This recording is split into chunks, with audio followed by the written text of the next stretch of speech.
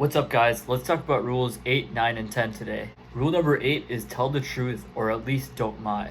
The first thing that Dr. Peterson says is that lying is a form of our ego when it tries to falsify reality in some way or another to other people or even to ourselves. We're essentially trying to create a new reality where this thing did not occur and tell other people about that reality even though it's untrue and not the actual fact of what happened. If you cannot reveal yourself to others, you cannot reveal yourself to yourself. Because when you lie to others, you're creating a false reality of other people to other people, and you're also creating a false reality of yourself to yourself internally. We also sometimes tell lies to ourselves, and these are the worst kinds of lies. When we tell lies to ourselves, we're creating a false alter ego of ourselves, and we're not able to find our true self because all we've been doing is telling ourselves these lies about ourselves and becoming into this negative false ego. An example of this is when we tell ourselves we've done something when we actually haven't done that much at all. I have to tell myself this a lot because I find myself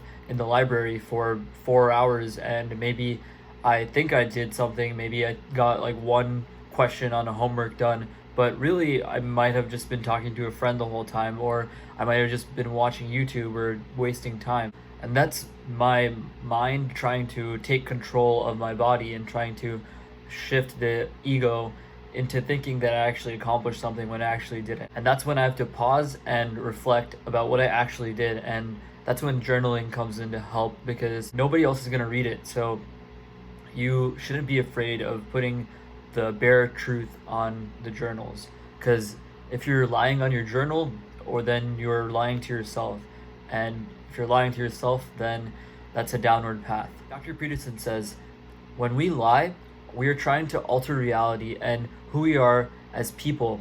If we think so highly of ourselves that we can manipulate reality, we tend to kind of think we're God and we can switch reality just like that. But we're not God. We need to humble ourselves and face the reality head on.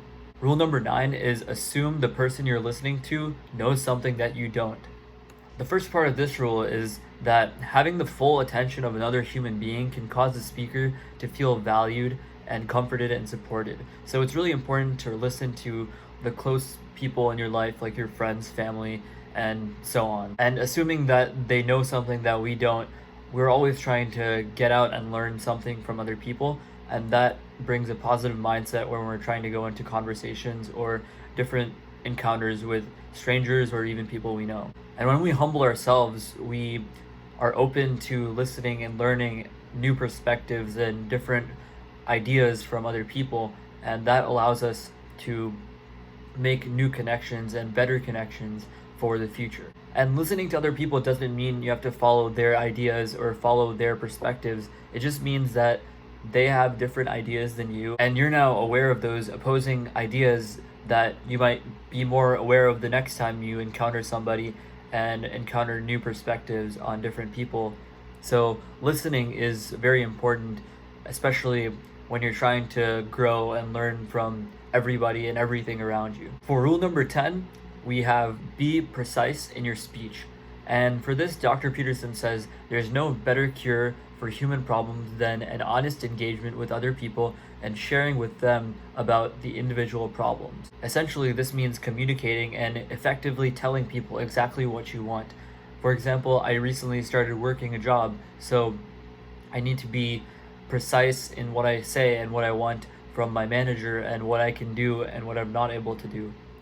But I also need to be open to learning more, so that means rule number 9, listening to people and learning from them. Another thing being precise in your speech does is it allows you to be explicit about a potential problem that might occur before it happens. For example, if you have a problem with somebody, you can identify it and be precise about it, about what exactly you want.